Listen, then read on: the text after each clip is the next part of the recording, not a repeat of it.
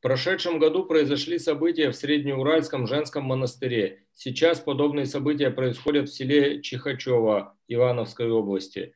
Мы привыкли к нашим батюшкам, видим в них подвижников, доверяем им, а это раскол в православной среде. Как правильно относиться к таким событиям? Кому доверять? Как научаться отличать секту? Раба Божья Людмила.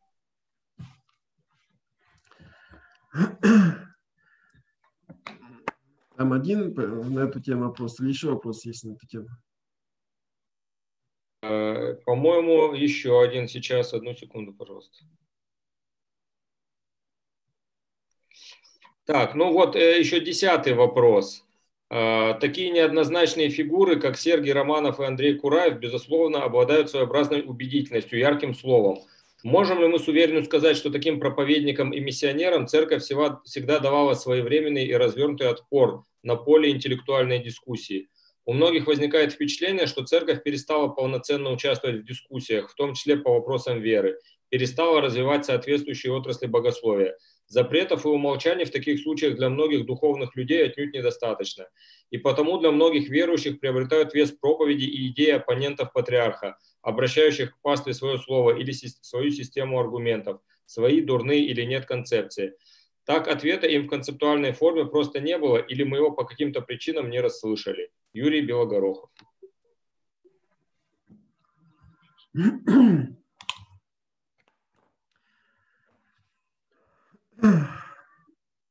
Если вопрос непростой, вот, скажем, вот отец Сергий, ну, работал, жил как все, вот, стал милиционером, значит, вел себя достаточно жестко, в конце концов его уволили из милиции, пошел в торговлю, там где-то что-то, значит, социалистическую собственность украл, вот, потом где-то сбил человека, потом в тюрьму попал, в тюрьме там сколько-то, 13 лет, или сколько он был, 12 лет, или 11 лет, на 8 месяцев раньше его выпустили.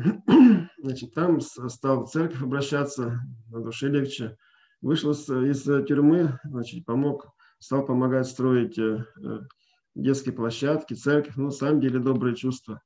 Вот, и, соответственно, потом его взяли в каком-то монастырь, церковь. Он там ухаживал за коровами. Вот. Но потом вместе с коровами пропал. Вот, ни его, ни коров. Потом, значит, опять появился человек активный, в человеке идет борьба. И она абсолютно искренняя борьба добра со злом. Внутри дьявол с Богом борется, поле битвы сердце человеческое. Соответственно, потом человек утвердился, что лучше строить, не воровать, не убивать. Ну, кстати говоря, вот, и строила монастырь в Гане на Яме. Вот патриарх Алексей приехал, соответственно, он как человек из тюрьмы просил осветить церковь в тюрьме. Вот, он строил монастырь в Гане на Яме, то есть хозяйственные постройки осуществлял. И во всему видно было, что как благоразумный разбойник человек кается, исправляется. И, конечно же, церковь всегда идет навстречу и помогает таким людям. Вот. Ну, патриарх не думает, что он там как-то глубоко вникал в его автобиографию. Ну, где-то вот рекомендовал, может быть, раз человек хороший, то может его и монахи постричь. Вот. Ну, в конце концов, в 2001 году его постригли в монахи, стал, значит, строить, потом иеродиаконом стал иеромонахом. Кто знает владыку Викентия, искреннего вот, и трудолюбивого, милостивого человека, который, когда даже повредил ногу, на костылях ходил, вот, но тем не менее в крестный ход он всегда ходит в полном облачении. То есть человек, горящий верой, это одно дело. Просто поймите, что вот одно дело, когда вот у меня есть одна иконочка, она мне вот дорога. А другое дело, когда ты в иконной лавке работаешь, у тебя, значит, 1000 икон, и сохранить благоговение, Также, когда человек в церковь пришел раз в неделю, а другой дело, когда человек постоянно в церкви. И сохранять благоговение, и такую веру детскую, и жертвенность, простоту. И вот как-то вот по любви своей превосходящей владыка Викентий его рукоположил в иеромонахи, но не в смысле, что духовный, собственно, священный архимандритом был митрополит Викентий, а иеромонаха Сергий, соответственно, строил. И там был директор медного какого-то завода Казицын, соответственно, вкладывал деньги, строил различные храмы. Ну, а, соответственно, отец Сергий в то время, а сейчас просто Николай Романов, значит, он осуществлял непосредственно заботу об этом руководстве. Но кроме того, что убил человека, он еще и имел 3 жен, было 3 у него официальных жены, поэтому владыке Викентию, конечно, много пришлось. Ну, в самой автобиографии не написано, что он был в тюрьме, и он не написал, что у него было 3 жены. Это потом выяснилось. Но тем не менее, то есть вот такие проблемы были. Вот. Ну, естественно, он через 4 года его убрали из Ганиной ямы, потому что, значит, когда строили колокольню, то молчал, а когда построили колокольню, ему не понравилась конструкция, он велел братьям разобрать. Ну, естественно, что ж не пропадать человеку, но обычно дают другое послушание. Так ему дали другое послушание строить Среднеуральский монастырь, естественно, строителем. Ну, кто знает каноны церковные, в Муженском монастыре главным мужчина не может быть. Даже если он духовник, даже если он строитель, все-таки игуменей является женщина, то есть игуменья. И вот игуменья там была поставлена, Крига, фамилия, не помню, как зовут, матушка. Естественно, они подвязались худо-бедно. Вот, в принципе, ну, архиерей может это сделать сам, не может священника снять игуменью. Вот. Но получилось так, что он прогнал игуменью, перед средствами массовой информации ее поносил. Вот. Ну, маленько, может быть, вернусь для понимания. Понятно, половину простите. Мы с вами не имеем же намерения как-то заклевать, задавить. У нас, к сожалению, ревностные церковной жизни люди очень часто поднимаются на такие высоты, на которых не могут удержаться. Был у нас архимандрит Зенон, который писал иконы, вот, а потом стал просто с великим светилом и человек большой славы. И дошло до того, что он потом отказался стал говорить, что иконы, ну как протестанты, что иконы это идолы, что не надо их делать вообще. Был у нас певец на Валамском монастыре, был большой талант, и монастырь тратил деньги, возил на Москву его чуть ли не каждую неделю на самолете, чтобы он обучался пению. Ну вот он в конце концов запел, вот. Ну и потом появились поклонники, мы все сами любим валамское пение. Вот. И один из почитателей подарил ему машину. Ну, игумен говорит, ну ты же давал обет нестяжания, нам твоя машина не нужна, но ты не имеешь ее держать, отдай монастырь. Он говорит, нет, не отдам, я уйду с монастыря. Ушел с монастыря, был монах и нет монаха. Также вот отец Андрей Куряев, великий подвижник, проповедь, миссионер, вот, ну, стал считать себя правильнее и праведнее церкви, праведнее священников, и просто занялся тем, что стал выискивать какой-то негатив, который проходит в поле зрения средств массовой информации о священнослужителях, преимущественно архиереев, патриарха. Вот, и над ними посмеивается, ухахатывается, вот, ну и делится этими впечатлениями. Также здесь получается, что, соответственно, владыка Викентий для всей русской церкви царь страстотерпец, это великий святой, вот, и из политической, из государственной, из церковной, как личности, и во всех отношениях очень значимы. Вот за рубежом есть много иностранцев, которые чтят очень царскую семью, и поэтому, соответственно, конечно же, многие были знакомы и в этот монастырь шли. Вот, и, соответственно, и ваш покойный слуга тоже, тогда, когда уже были сигналы лет 5 назад еще, вот, я, тем не менее, не давал права судить о человеке, потому что сложно судить, может, он на самом деле святой. Вот, и я к нему ездил, общался, советовался с ним в каких-то вопросах. Вот, и до какого-то времени, естественно, у него было, что называется, в норме, владыка Викентий, владыка Кирилл очень бережно к нему относился, с любовью, с лаской, с почтением, к чему я даже удивился, потому что обычно игуменов и иеромонахов держат в черном теле, потому что это не полезно, какой-то почет, допустим, монашествующим. А тут как-то вот с почтением, прям старцем его называл. Вот. Но, соответственно, человека в этом отношении вот до определенного времени был в рамках, но потом, когда стал конфликтовать против владыки Викентия, против патриарха, нужно же было как-то оправдать. Ну и есть единственный способ, когда возможно выступать против священначалия, это если они еретики. Ну, если еретик, то значит, естественно, с ним. И поэтому после этого начал он эту версию развивать, и мы тогда уже пустился во все тяжкие, соответственно, и президент плохой, ну, то есть он откровенно говорит о том, что, значит, патриарх и президент, слуги антихриста, значит, ну и дальше по списку. Вот. Нечто подобное происходило сейчас у нас создали Украинскую православную церковь, ПЦУ, или как там она называется.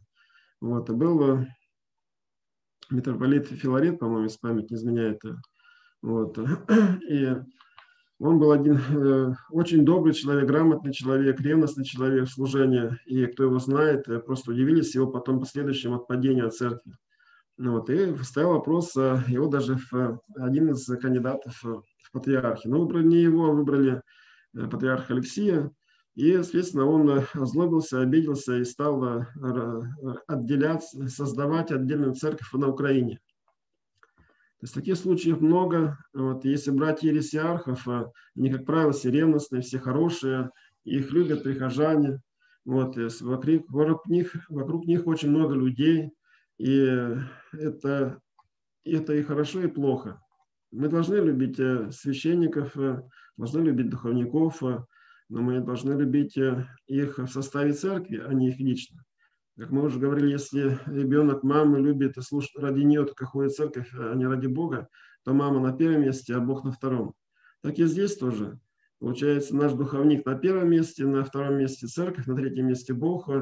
Вот. И, соответственно, выбрали, у нас самая такая тема, скажем, которая захватывает, это сейчас у нас цифровизация, цифровой концлагерь, ИНН, хотя сам Сергей, или сейчас Николай Романов ИНН имеет загранпаспорт с этими, сейчас загранпаспорта там какие-то знаки он имеет, и в то же время он призывал сжигать паспорта и прочее. Вот. Ну и, соответственно, дискуссия ведется. Другое дело, что, знаете, вот, ну вот, это, конечно, не Майдан, но тем не менее те, которые там восставали на Майдане, у них какая-то своя была логика мысли. Вот. А у государства вот, своя логика.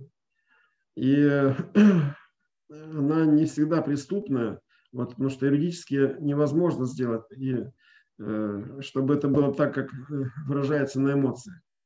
И поэтому был Порошенко, стал Зеленский, а ничего не поменялось. Вот так и сейчас, ну, на самом деле, священники не безгрешны, епископы не безгрешны. Вот, святейший патриарх, когда служит литургию, всегда говорит: братья и сестры, простите меня грешного. И на самом деле есть какие-то немощи у каждого в отдельности. У нас Златоуст в свое время, они тогда так и до конца жизни не примирились, по-моему, с Афанасием Александрийским, если память не изменяет. И считали, негативно относились друг к другу. Вот. Вот. И тем не менее, вот оба прославленного святых. И у нас, когда первый священник Аарон, который Моисей, когда поднялся на гору, получал заповеди, долго его не было, народ стал требовать, чтобы сделали им идола. И они заставили священника Аарона, именно Аарон, священник, создал идолов из серебра и золота, которые взяли с Египта. Вот, и когда Моисей спустился с горы, то разбил скрижали завет в негодование.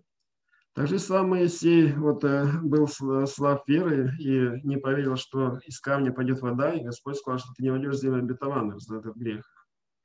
Также и пророки, царственный пророк Давид, вот, он полюбил жену одного из своих подданных, и чтобы она была свободна, он послал его на опасный участок на войне, его убили, она стала свободной, он женился на этой женщине. То есть практически он совершил и прелюбодеяние, и убийство. И потом 50-й псалом как раз он составил. Также апостолы 70, даже никаких гонений не было, апостолы 70 просто разошлись, не понимая Господа. А остальные апостолы, апостол Иуда предал, апостол Иоанн Богослов просил власти. Господь говорит: мне распнут. Апостол Иоанн Богослов и апостол Яков говорят: когда будешь царем, то сделай меня слева, а моего брата справа от тебя сидящим, то есть замами твоими. Апостол Петр, первый верховный, клялся, божился, трижды клялся, божился, не знаю этого человека. Апостол Фома, Христос воскрес, он не верит, ему говорят апостолы, вот, сами видели, нет, не поверю, пока руками не потрогаю. И все остальные апостолы разбежались. Также и священники, поэтому если, но у нас, как были, Христа распял народ, в конце концов, потому что народ голосовал. Кровь его на нас и детях наших. Но инициаторами и их вождями были священники и фарисеи. Ну, священники понятно, вот. А фарисеи – это те же самые ревнители православия, которые руководствуются буквой закона. И вот у нас сейчас очень много подобных ревнителей буквы закона, которые не весь закон в комплексе берут, а возьмут какую-то одну букву и одно и то же говорят. Притом человеку объяснишь, докажешь, а они продолжают говорить одно и то же. И, соответственно, как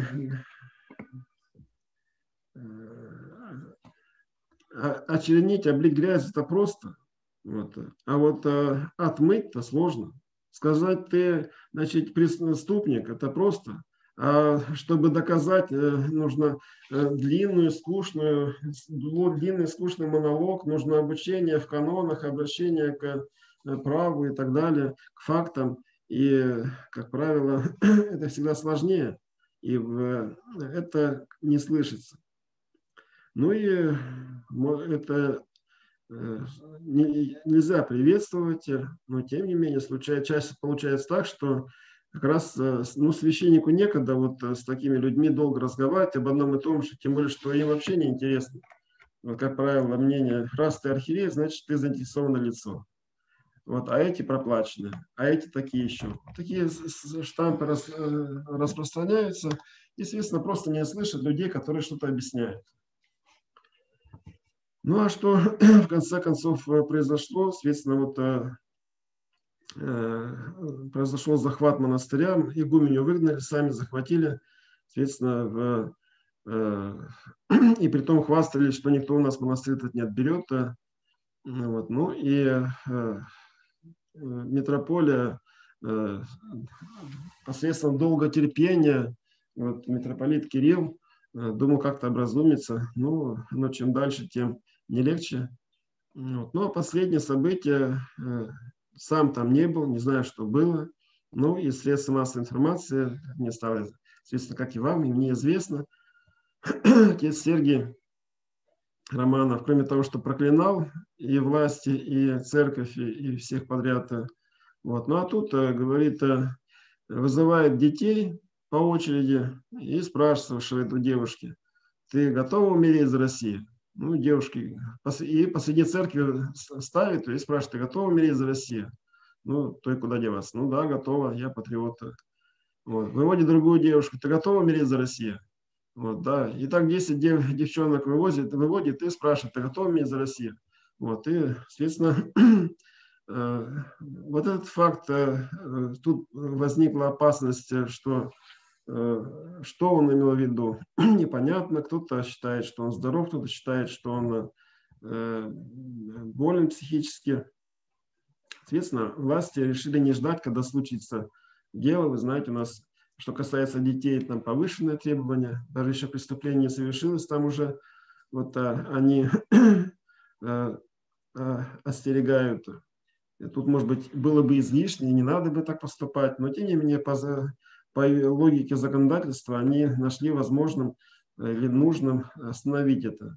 Вот. Второе, то, что он препятствовал, значит, инвентаризации там управления церковью, ну, естественно, препятствовал деятельности юридической организации. Вот. Естественно, 3 обвинения ему вменили, естественно, и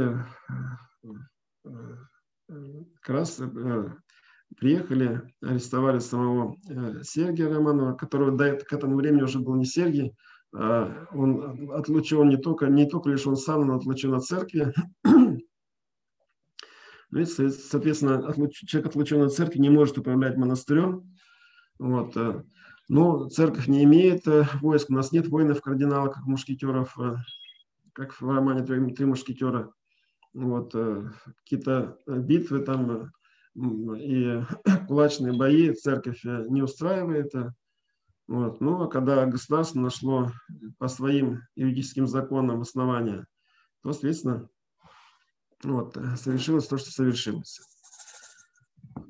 Ну, в любом случае, здесь беда в том, что арестовали. Хорошего в этом ничего нету.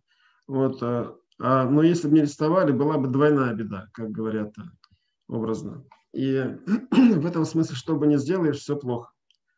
И когда спорят, как минимум 2 виноватых. Вот, поэтому, ну и кроме того, сейчас мы на самом деле с вами жили во времена блаженные,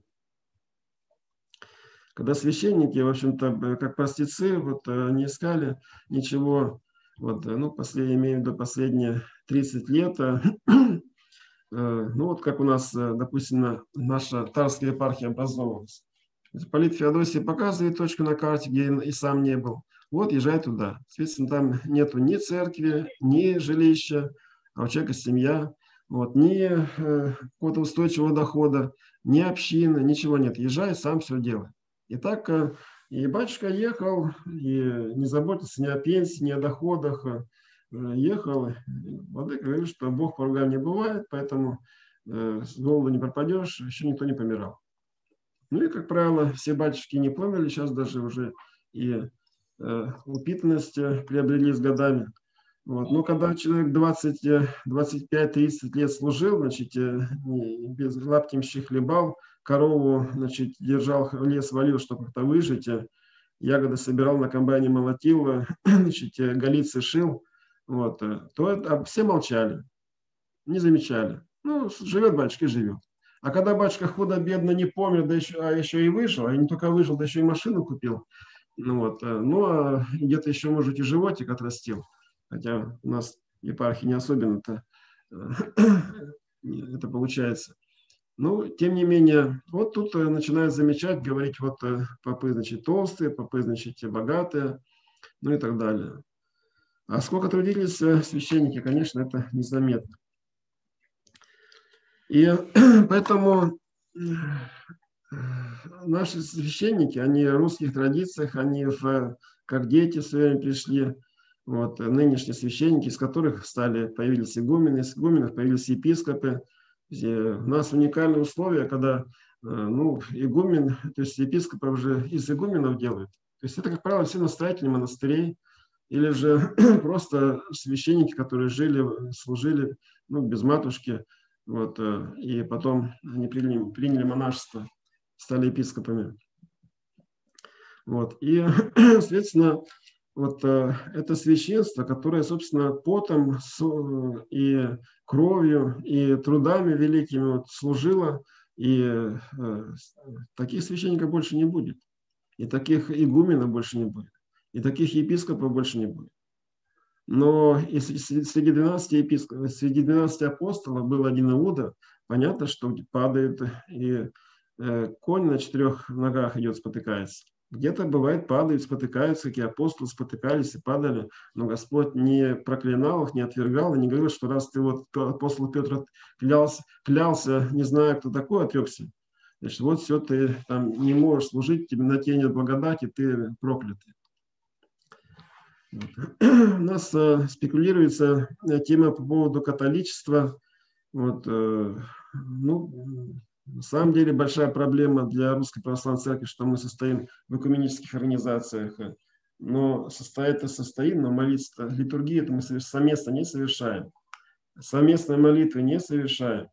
И сейчас вот было какое-то собрание за рубежом, и там обычно была большая делегация. Сейчас просто один епископ, который там в Европе служит, но он облачение не одевал, он ни одного слова не сказал, а его обвиняют и грязью поливают, что все, конец света, значит, он с католиками заодно, Русская Православная Церковь подралась католикам, ну и так далее.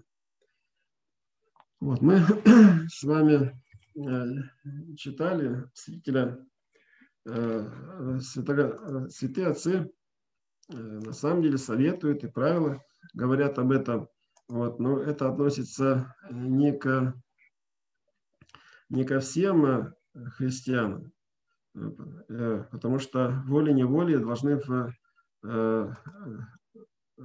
те, кто может вразумлять, назидать, исправлять, обличать людей других конфессий. Тем это нужно делать. Вот. И об этом говорит и святитель, а преподобный Иоанн Лествичник, куда уж более ревностный христианин. Вот. И в Лествице он представляет очень высокое учение о христианстве.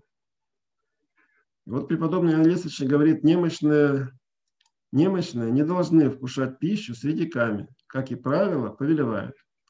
Сильные же, если неверные призывают их для познания православной веры, и они хотят идти, пусть идут в приличное время во славу Господа.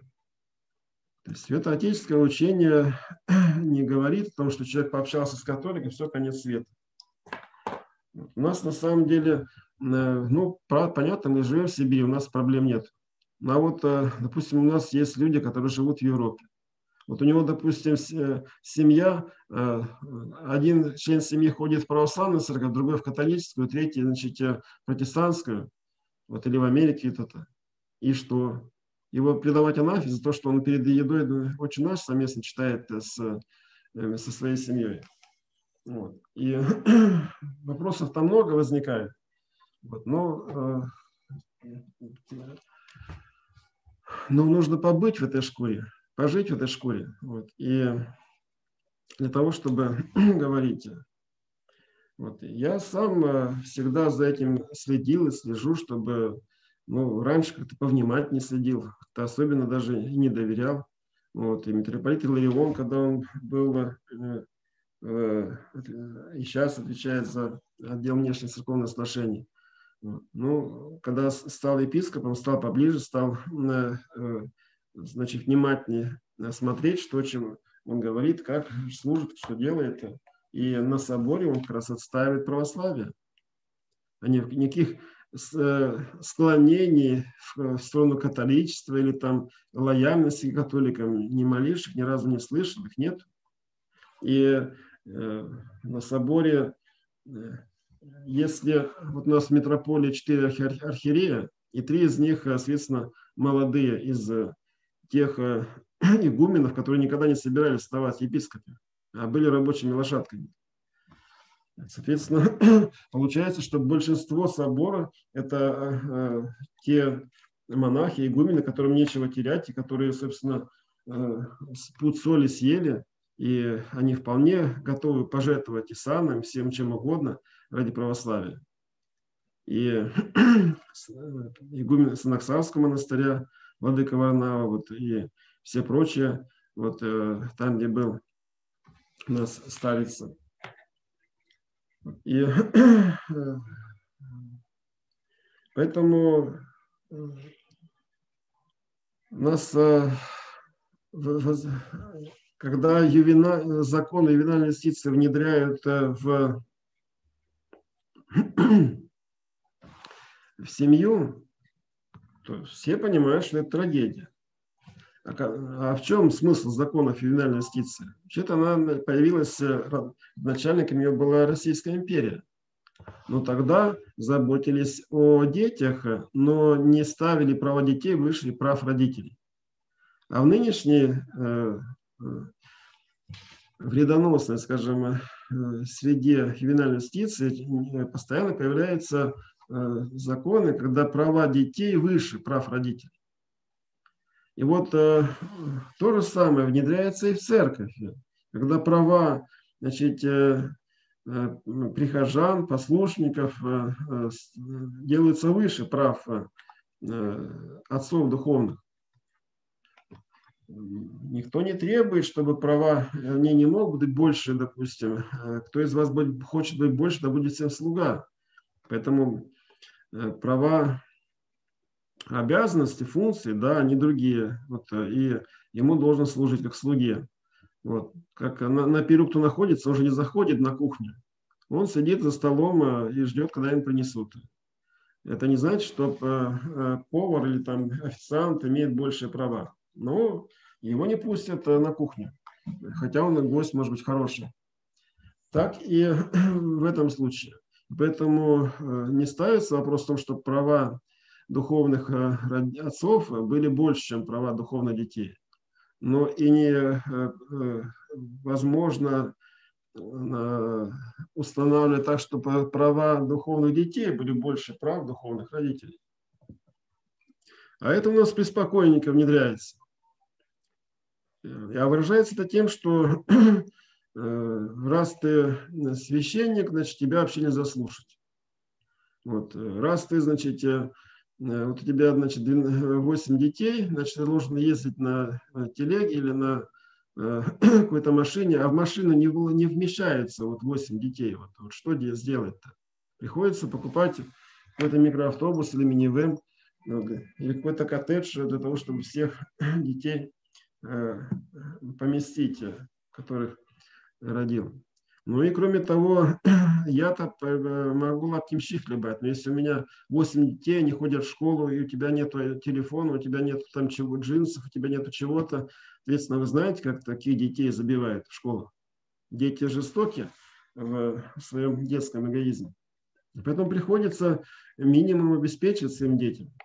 Ну, а, соответственно, нужны деньги, нужны... И человек волей-неволей, да, аборта не делает, но ему с другими трудностями. И человеку волей-неволей приходится искать, где заработать на свою семью. Но это меняется в грех священнику. И, ну, может быть, есть такие священники, которые грешны, которые там какие-то не такие. Вот, но подавляющее большинство смиренно, с трудом вот, трудятся. Найдут какого-нибудь больного, который ездит на каком-нибудь богатом автомобиле, да еще и в пьяном виде. И вот о нем все знают. И о всех священниках судят по этому одному священнику.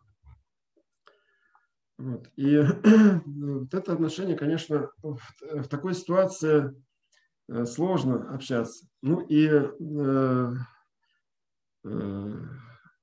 как правило, вот я служу в Тарской епархии. Ну, приди ко мне, посмотри, как я живу. Вот я сейчас в своей комнате.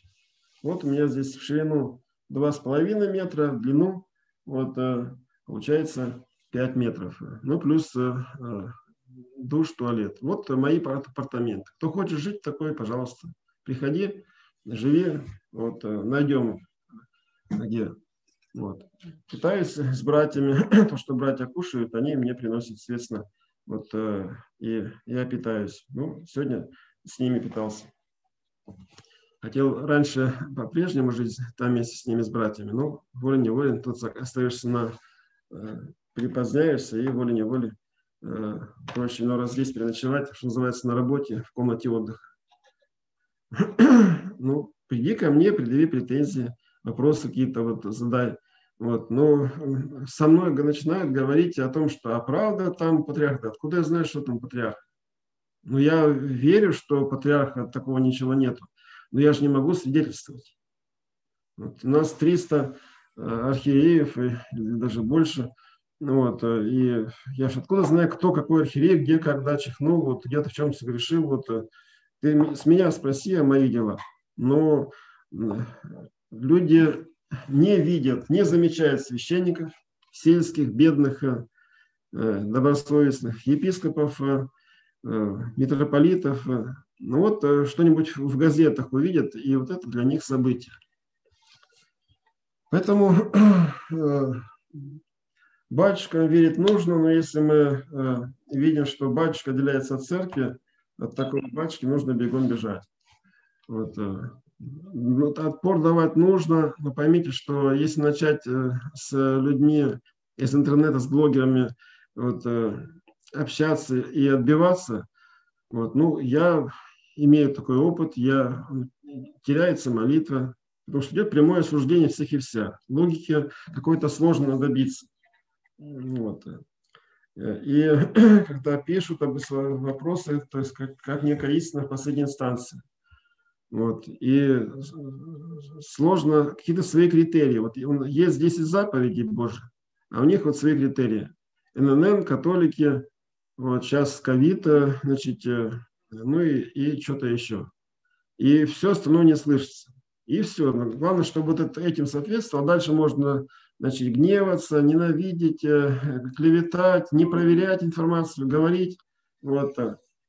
Но на самом деле, если по церковным канонам, если обвиняют священника и не подтвердилось обвинение, то того, кто обвинял, того наказывают тем наказанием, которое предполагалось этому священнику.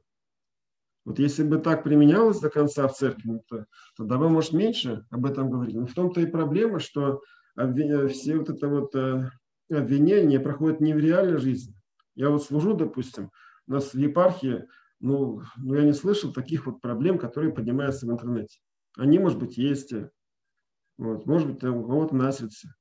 Но, как правило, вопросы другие, как воспитывать детей, как, значит, поститься, как вот, любить, прощать, терпеть, вот, как людям помогать. Вот эти вопросы. Но есть, когда была в Новороссии война, появились диванные войска, так у нас появилась диванная церковь. И она организована, она целеустремленная, она полна адреналина, решимости, энтузиазма, бороться вот, непримиримо. Вот, ну, при этом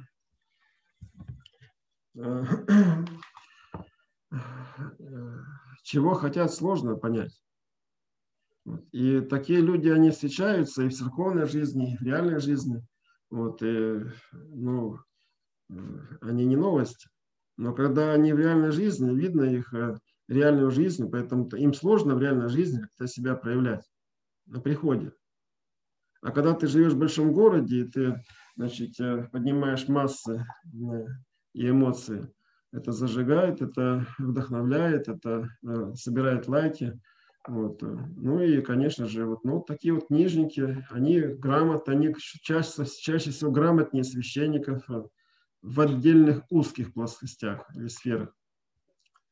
А что касается реальной жизни, вот, то не все, говорю, есть нормальные, добросовестные, многодетные, но, как правило, таких немного.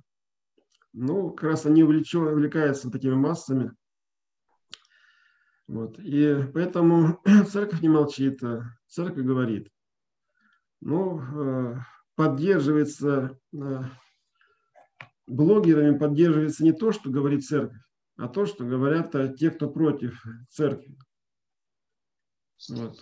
Тут не надо конспирологических теорий. У нас есть, мы с вами вот граждане, гражданское общество. Вот у нас гражданин Минина Пожарский. А либеральное понимание гражданского общества – это юридические и физические лица, которые являются оппонентами по отношению к государству и церкви. То есть это понятие сформировалось на Западе, там, где была инквизиция. Там, где у нас на Руси князь жил среди народа, и если ему не нравился, его снимали. Александр Невский победил на Неве, через полгода его прогнали.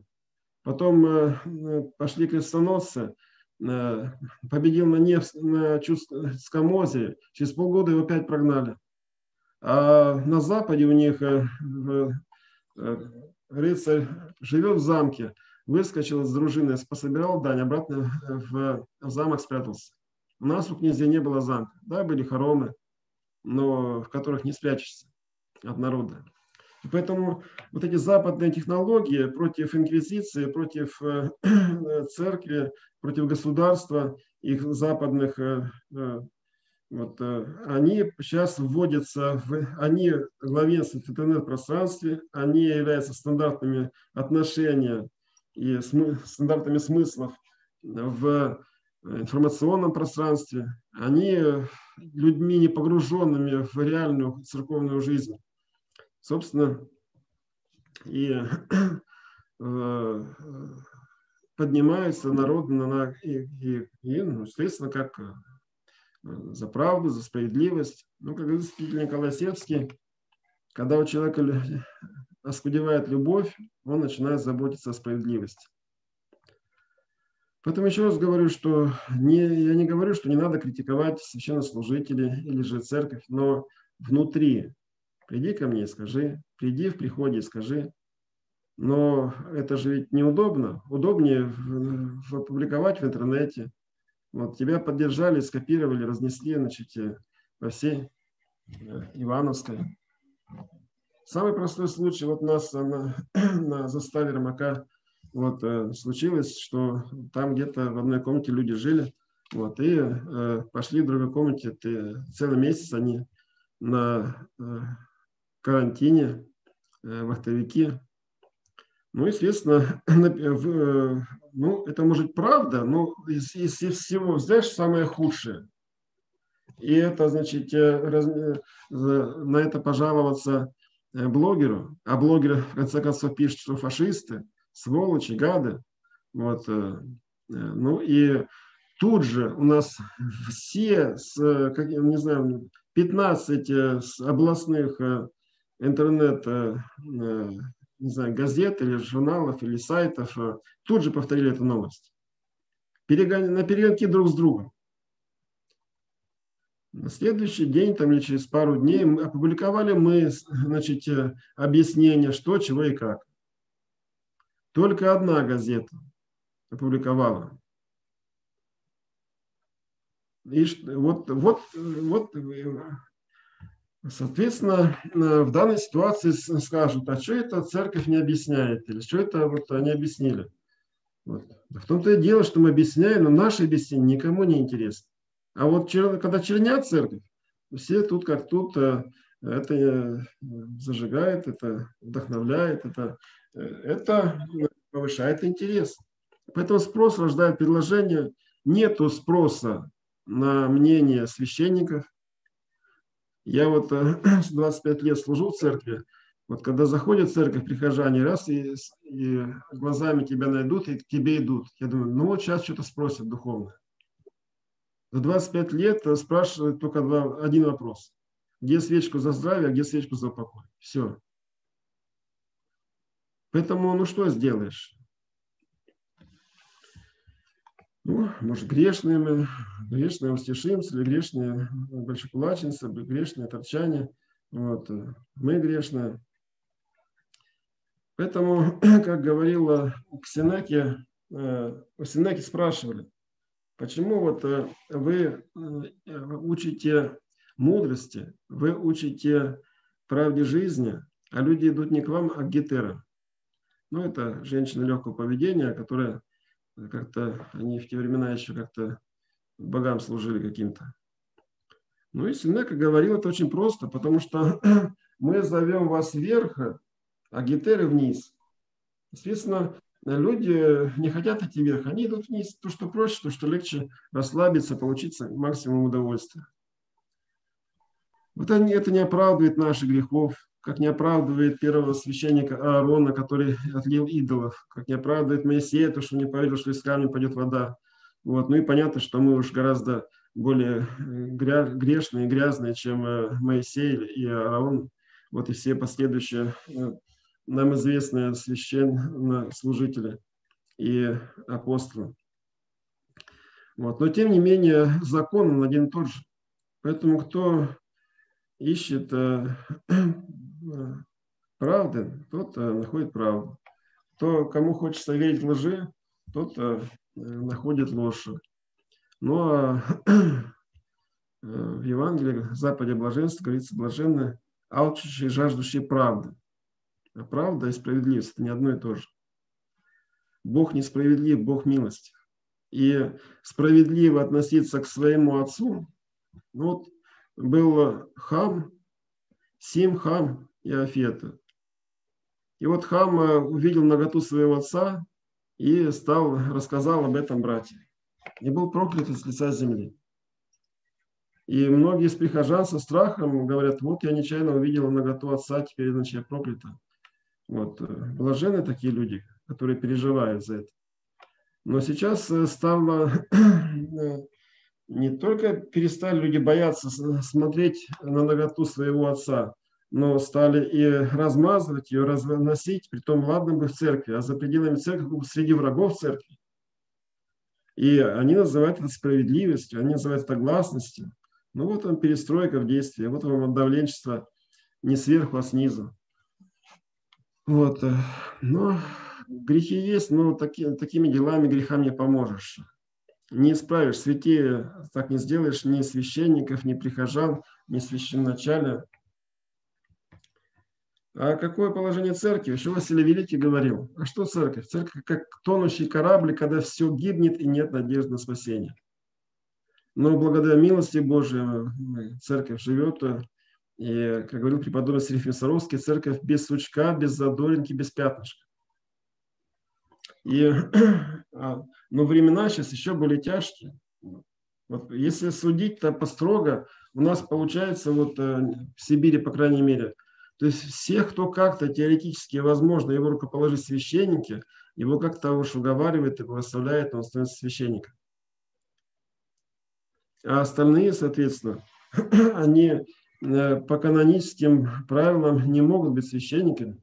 Соответственно, по-нормальному их причащать-то нельзя, таких людей. Но я не имею в виду тех, кто, допустим, он чист, свят живет, но и по смирению, допустим, отказывается от священства, или там, не знаю, там как-то родители, там матушка, там супруга согласия не дает. Но все остальные, соответственно, они, как правило, раз их имеют канонические препятствия к священству, таинству священства, значит, они имеют канонические препятствия к таинству причастия. Но их причащают, к ним снисхождение оказывают.